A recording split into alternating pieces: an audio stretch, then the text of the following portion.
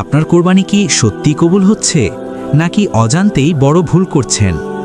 আজকে আমরা জানব যে 8টি ভুল করলে কোরবানি সহি হয় না। কোরবানিতে কোন কোন ভুলগুলো আমরা প্রায়ই করি? কোরবানিতে যে 8টি ভুল আমরা প্রায়ই করি। 1. নিয়ত ঠিক না রাখা। কোরবানি শুধুমাত্র আল্লাহর সন্তুষ্টির জন্য হওয়া উচিত। লোক দেখানো বা প্রতিযোগিতার মনোভাব থাকলে ইবাদতের আসল উদ্দেশ্য নষ্ট হয়ে যায়। 2. শরীয়ত সম্মত নিয়ম না মানা। অনেকে সঠিক নিয়ম না জেনেই পশু জবাই করে, এতে কোরবানি শুদ্ধ নাও হতে পারে। 3. অযোগ্য পশু কোরবানি দেওয়া।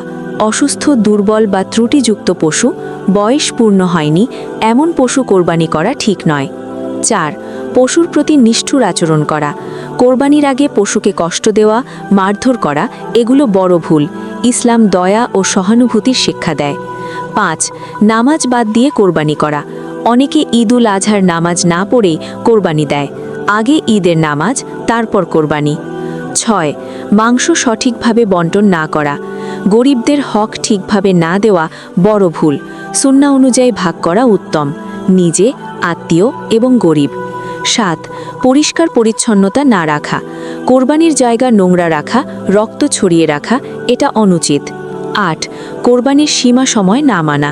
নির্ধারিত সময়ের আগে বা পরে কোরবানি করলে তা সহি হয় না। মনে রাখবেন, আল্লাহর কাছে মাংস নয়, আপনার তাকওয়ায় পৌঁছায়। সুতরাং এই ঈদে ভুলগুলো এড়িয়ে সঠিকভাবে কোরবানি করুন। ভিডিওটি ভালো লাগলে লাইক, শেয়ার এবং চ্যানেলটি সাবস্ক্রাইব করুন।